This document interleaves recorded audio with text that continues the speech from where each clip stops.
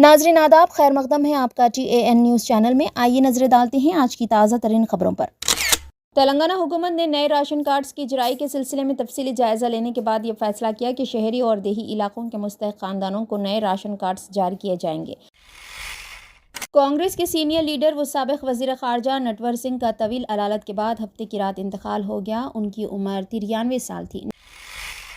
दाएं बाजू के इंतहा पसंदों के एक ग्रुप ने गाजियाबाद में एक रेलवे स्टेशन के करीब रहने वाले मुसलमानों पर बांग्लादेशी दरअंदाज होने का इल्ज़ाम लगाते हुए हमला किया। तेलंगाना के जगतियाल शहर के मज़ाफ़ाती इलाके लिंगमपेट रेलवे स्टेशन में एक ठहरी हुई ट्रेन को आग लग गई। इस ट्रेन की बोगियों में कोयला मुंतकिल किया जा रहा था। स्टेशन मास्टर ने बोगियों से धुआं उठता देखकर फायर ब्रिगेड को इसकी इत्तला दी। फायर ब्रिगेड का अमला फौरी तौर पर स्टेशन पहुंचकर आग पर काबू पा लिया। इस हादसे में 5 लाख रुपए का कोयला जल गया। तेलंगाना हुकूमत ने नए राशन कार्ड्स की इजराई के सिलसिले में तफसीली जायज़ा लेने के बाद यह फैसला किया कि शहरी और देही इलाकों के मुस्तहिक खानदानों को नए राशन कार्ड्स जारी किए जाएंगे। वज़ीर सिविल सप्लाईज उत्तम कुमार रेड्डी ने कहा कि देही इलाकों में रहने वाले खानदान की सालाना आमदनी 1.5 लाख रुपये, 3.5 एकड़ तरी या 7.5 एकड़ खुश्की अराजी रखने वाले खानदान को नया राशन कार्ड जारी करने की तजवीज़ है, जबकि शहरी इलाकों में राशन कार्ड के लिए सालाना आमदनी 2 लाख रुपये मुकर्रर की गई है। उन्होंने कहा कि शहरी इलाकों में ज़मीन की मिल्कियत के बजाय सालाना आमदनी का पैमाना रखा गया है। उन्होंने कहा कि नए राशन कार्ड के लिए जो हद आमदनी की तजवीज़ काबीनी सब कमेटी ने मुकर्रर की है, उस पर बिला लिहाज पार्टी वाबस्तगी अवामी नुमाइंदों की राय हासिल की जाएगी। इस सिलसिले में महकमे सिविल सप्लाईज़ के अहदेदारों को हिदायत दी गई कि वो रियासत के तमाम अरकान पार्लियामेंट अरकान मुक़न्नना को मकतूब रवाना करते हुए उनकी राय हासिल करें। कांग्रेस के सीनियर लीडर व साबिक़ वज़ीर ख़ारजा नटवर सिंह का तवील अदालत के बाद हफ्ते की रात इंतकाल हो गया। उनकी उम्र 93 साल थी। नटवर सिंह ने गुरुग्राम के मेतानंता अस्पताल में आखिरी सांसें ली। उनकी आखिरी रसूमात 12 अगस्त दिल्ली के लोधी रोड शमशान घाट में अदा की जाएगी। घर वालों ने बताया कि ख़राबी सेहत की वजह से उन्हें गुज़िश्ता हफ्ते अस्पताल मुंतकिल किया गया था। साबिक़ वज़ीर ख़ारजा नटवर सिंह के इंतकाल पर मुख्तलिफ़ सियासी जमातों के कायदीन ने ताज़ियत का इज़हार किया। नटवर सिंह एक IFS अहदेदार थे। उन्होंने अपना करियर डेवलपमेंट के तौर पर शुरू किया। 1953 में इंडियन फॉरेन सर्विस में शमूलियत अख्तियार की। उनकी सिफारती खदमात में चीन, अमेरिका, पाकिस्तान और बरतानिया में अहम पोस्टिंग शामिल थी। उन्होंने नावाबस्ता सरबराही इजलास के सेक्रेटरी जनरल और 1983 में दौलत मुश्तरका के सरबराहान हुकूमत के इजलास के चीफ कोऑर्डिनेटर के तौर पर भी अहम किरदार अदा किया।